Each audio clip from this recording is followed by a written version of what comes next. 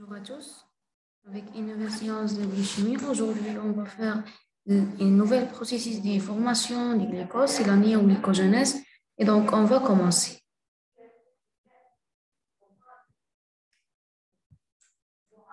Premièrement, on a la définition. Pour la néoglycogénèse, on va la noter avec un GG et la formation du glucose à partir du précurseur non glycidique. Donc, c'est la formation du glucose à partir du précurseur.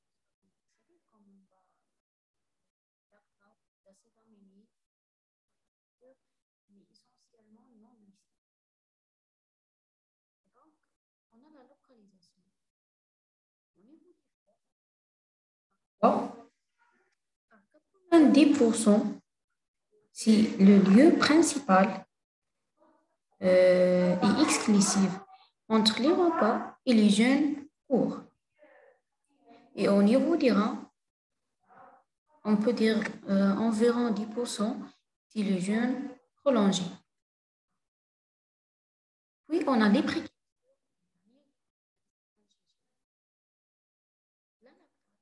Le lactate, c'est provenant de la glycolyse anaérobie. Dans les globules rouges, les muscles en activité. Donc, on va prendre le lactate et on va produire le glucose. Deuxièmement, on a le pyruvate, c'est le produit du processus de la glycolyse. Les acides aminés, principalement l'alanine. Les acides aminés glycoformateurs lors du jeûne prolongé. Donc, 6 acides aminés sont essentiellement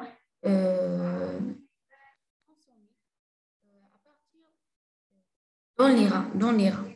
Pourquoi? Parce qu'on a dit que les reins, ce sont le niveau de glycogénèse dans les jeûnes prolongés. On a aussi le glycérol. C'est un produit qui est issu de triglycérides, c'est la digestion des lipides. Quatrièmement, on a les étapes de la néoglycogénèse. La conversion du pyruvate en glucose est la voie centrale de néoglycogénèse. Donc, la voie centrale, c'est-à-dire c'est le précurseur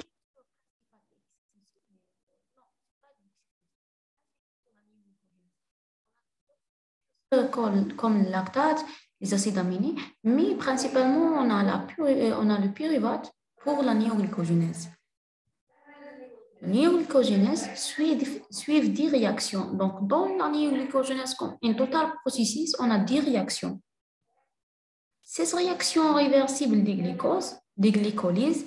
Donc, on a 16 réactions. Les 16 réactions réversibles, si vous n'avez pas atteindre de connaître les réactions des glycolyses, je l'ai mis le lien dans la boîte de description pour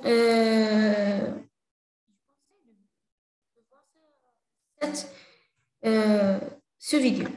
Ensuite, on a 7 réactions réversibles de glycolyse et 3 réactions irréversibles de glycolyse doivent être remplacées pour atteindre à la totalité ici 10.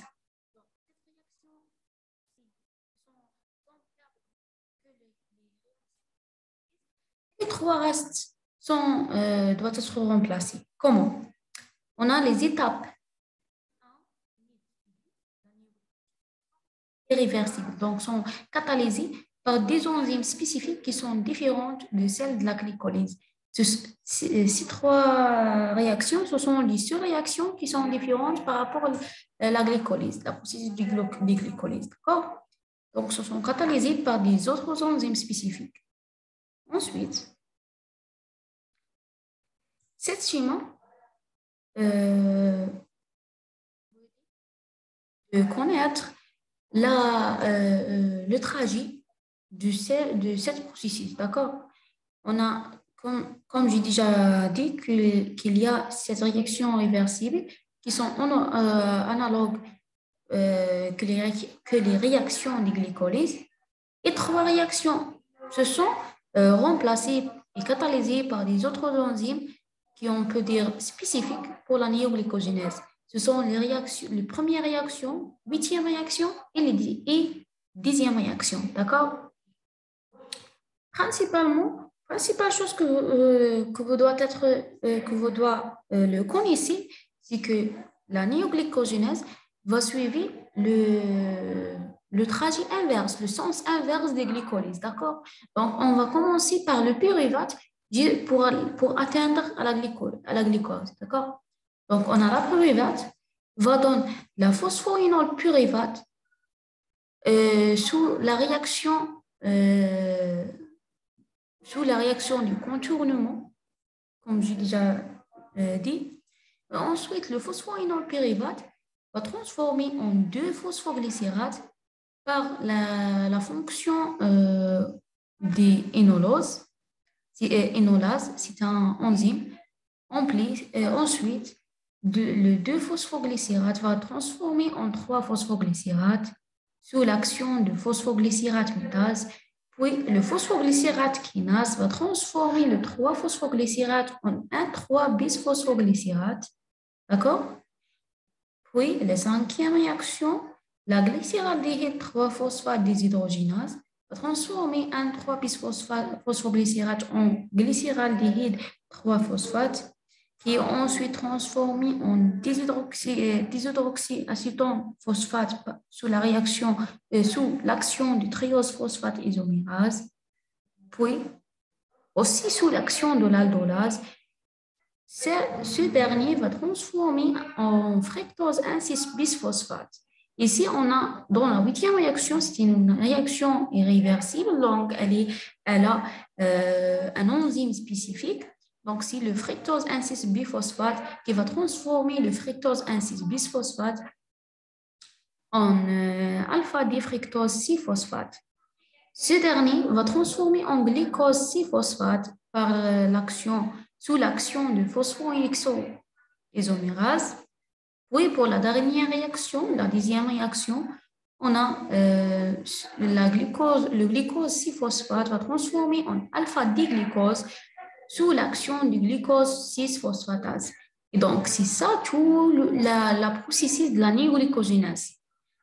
Cette réaction se sont semblables que celles des glycolyses. Et trois réactions se sont différentes, catalysées par des spécifiques enzymes. D'accord? Ensuite, on a la néoglycogénèse à partir du pyruvate. Dans cette partie, on va expliquer mieux. Donc, la néoglycogénèse utilise en sens inverse les réactions réversibles de la glycolyse. C'est ça que j'ai déjà dit. Donc, on va suivre le sens inverse des glycoses. Donc, depuis le pyruvate vers la glycose.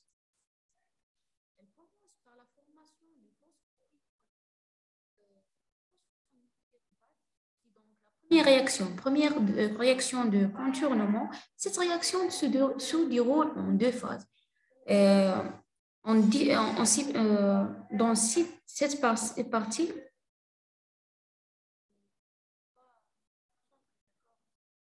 elle est vraiment essentielle, elle est vraiment importante et il y a beaucoup d'étudiants qui ne comprennent pas ces deux phases. Donc, concentrez. On a une phase mitochondriale et une phase cytosolique. On commence par la phase mitochondriale. Dans la phase mitochondriale, il y a une chose que vous devez reconnaître, c'est que le pyruvate produit dans le cytoplasme lors de la glycolyse est exporté dans la mitochondrie, d'accord? Donc, le produit de la glycolyse, le pyruvate, va transporter du cytosol vers la mitochondrie, d'accord?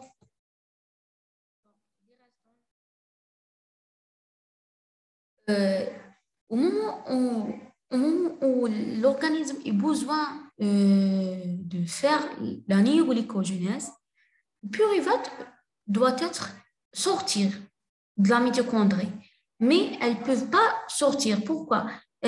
Parce que le pyruvate, quand il est entré dans la mitochondrie, il est carboxylé. Il est carboxylé en oxaloacétate. Et ce dernier, il est incapable de traverser la membrane mitochondriale, d'accord? Donc, on a la carboxylation du pyruvate en oxaloacétate. L'oxaloacétate ne peut pas traverser la membrane mitochondriale. La réaction de décarboxylation du pyruvate, c'est catalysé par l'enzyme pyruvate carboxylase à partir de 2 molécules pyruvate, 2 molécules de dioxyde de carbone et 2 ATP, va dans 2 molécules de oxaloacétate, 2 ADP et 2 PI. C'est ça la réaction de carboxylation. Et comme j'ai déjà dit, que l'oxaloacétate ne peut pas traverser la membrane mitochondrienne, donc elle doit transformer en malate. Donc, la réaction de cette transformation est catalysée par le malate des hydrogénases mitochondriales. On a 2 oxaloacétates plus 2 NADH+, c'est une coenzyme, va transformer en 2 molécules malates et 2 NAD+, d'accord? Pourquoi on a transformé en malate? Parce que le malate est capable de traverser la membrane mitochondriale à l'inverse, au contraire de l'oxaloacétate qui ne peut pas. Donc, le transport du malate de la mitochondrie vers le cytosol grâce à un système NAVAT. Si vous n'avez pas compris qu'est-ce que ça veut dire NAVAT, on peut dire que c'est un véhicule qui va transporter molécules de deux places peu éloignées. D'accord? C'est ça NAVAT. Donc, le malade va transporter la mitochondrie vers le cytosol.